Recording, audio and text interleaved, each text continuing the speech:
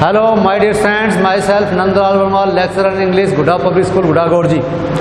हम पढ़ रहे हैं पोएम्स, और पोएम्स में हम पढ़ने जा रहे हैं जो फोर्थ वन जो पोएम है, चौथी पोएम है, जिसका नाम है the seven ages of man, व्यक्ति की 7 अवस्थाएं, जिसके पोइट हैं, कवि हैं विलियम शेक्सपियर। और इसके जो कुछ मीनिंग्स हैं वो बेटा हम पहले लिख चुके हैं, और अब हम लिखने जा रहे हैं जो शेष मीनिंग्स हैं वो। ठीक है, तो देखिए जो गत वीडियोज में हम जो मीनिंग्स थे वो नोट डाउन कर चुके हैं। अब अगले जो मीनिंग्स बचे हैं वो देख रहे हैं अपन। तो बेटा ये राउंड बेली, राउंड बेली का मतलब होता है गोल, मटोल, तोंद या पेट। ठीक है, तो आपने देखा होगा कि बहुत से जो लोग हैं जो क्या नाम है रिश्वत वगैरह ब्राइब ले करके और बाद में आपने देखा होगा गोल मटोल हो जाते हैं वो इस प्रकार से, तो उसे बोलते हैं राउंड बेली पर्सन। ओके, इसी प्रकार से बेटा केपन, केपन का मतलब होता है ए मेल चिकन, यानी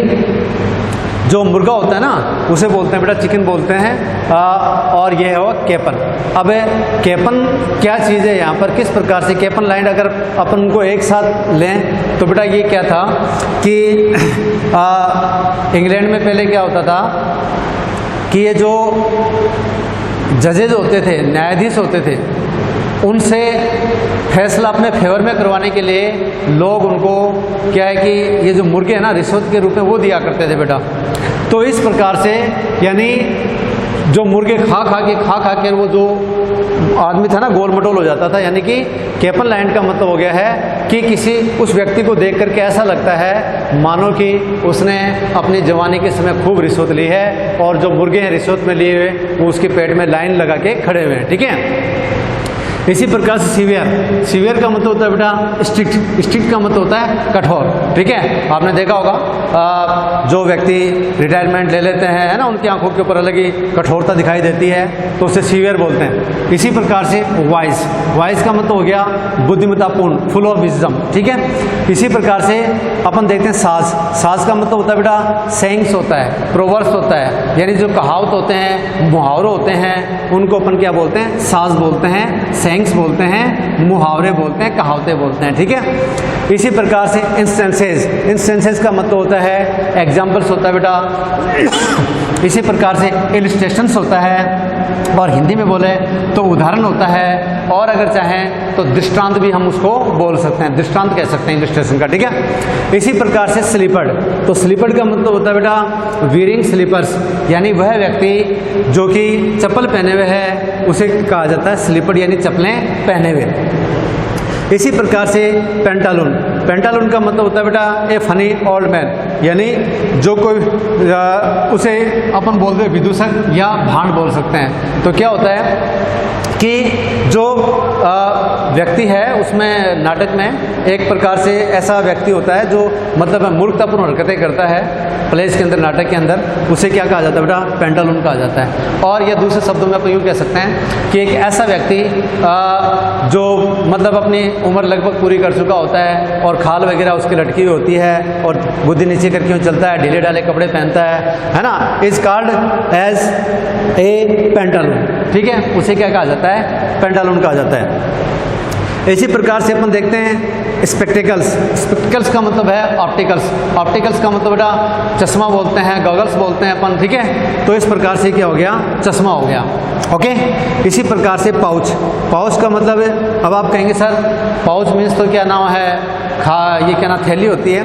हाँ बेटा, पाउच में थैली भी होती है, लेकिन क्या होता है कि वो व्यक्ति जो कि जवानी के समय बहुत हट्टे कट्टे रहे थे, ठीक है, और बड़े तंदुरुस्त रहे थे, ठीक है, लेकिन क्या है बुढ़ापे में आने के कारण से उनकी जो मांस है वो खत्म हो गया है और उनकी जो खाल है वो इस प्रकार से लटकने लगी है। ठीक है, यहाँ से लटकने लगी है, क्यों, तो उसे क्या बोलते हैं बेटा, पाउच बोलते हैं, लटकती हुई त्वचा या खाल। ओके, इसी प्रकार से यूथफुल, यूथफुल का मतलब युवावस्था यानी कि जवानी के समय के, इसी प्रकार से हॉज, हॉज का मतलब होता है बेटा शॉकिंग्स, शॉकिंग्स का मतलब हो गया है मोजे। ये जो पहनते हैं ना अपन शॉक्स पहनते हैं उन्हें बोलते हैं, क्या बोलते हैं, हॉज बोलते हैं। और आमतौर पर क्या होता है कि जैसे इंग्लैंड है तो वो ठंडे प्रदेश हैं, तो वहाँ पर जो आर्मी पर्सन्स होते हैं जो जुराबें पहनते हैं वो बेटा यहाँ तक है, ऊपर जांग तक जुराबें पहनते हैं, उन्हें कहते हैं हॉज बोलते हैं। ठीक है, इसी प्रकार से यह वेल सेव्ड, वेल सेव्ड का मतलब हो गया है अच्छी तरीके से संरक्षित किया हुआ, यानी well preserved is called as well saved. ठीक है, तो संभाल कर रखे हुए, ऐसे है ना, बहुत ही तय करके और अच्छे, मतलब बहुत से लोग होते हैं जो अपनी पुरानी चीज़ों को बहुत ही बेहतर तरीके से रखते हैं, उसे बोलते हैं वेल सेव्ड बोलते हैं बेटा। इसी प्रकार से a world too wide, okay, a world too wide इसे कहते हैं वेरी लूज। अब आप कहेंगे सर कैसे, ए वर्ल्ड टू वाइड, वाइड का मतलब अत्यधिक चौड़ा, वर्ल्ड यानी कि बहुत ज़्यादा ढीला, यानी जवानी में जो कपड़े थे वो बुढ़ापे में आते समय क्या हो जाते हैं बेटा, बहुत ज़्यादा ढीले हो जाते हैं। ठीक है, तो बेटा आप ये जो मीनिंग्स हैं आप इन्हें लिखिए। अब जो शेष मीनिंग्स हैं वो देखते हैं अपन इस तरफ। इसी प्रकार से ये बेटा ये है शंख। ठीक है, SHN के शंख।